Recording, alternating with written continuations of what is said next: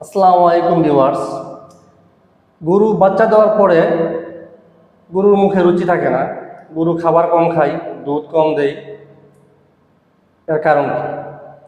এক ভাই আমাকে বললো যে আমার গরু বাচ্চা দিছে, এখন ভুসি দিলে ভুসি খায় না, কম খায়, বিভিন্ন ভিটামিন ট্যাবলেট খাওয়াইছে কিন্তু দুধ বাড়ে না। কারণ কি?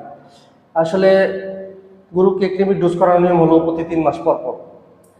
প্রান্তিক খামারিরা যখন গরুকে বীজ দেয় তখনই এর পূর্বে কৃমি ডোজ করে, মাঝে আর কোনো কৃমি ডোজ করে না, ভয়ে না যদি বাচ্চা নষ্ট হয়ে যায়।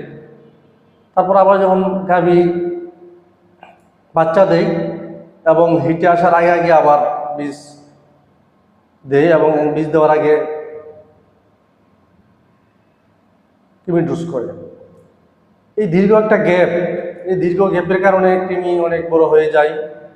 তখন যে খাবারই খাই অর্ধেক খাবার পায়খানার সাথে চলে যায়, তেমন একটা ফল পাওয়া যায় না, আবার গরুর মুখে রুচি থাকে না।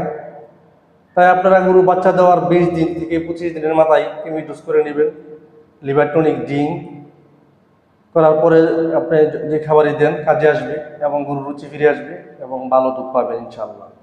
ধন্যবাদ সবাইকে।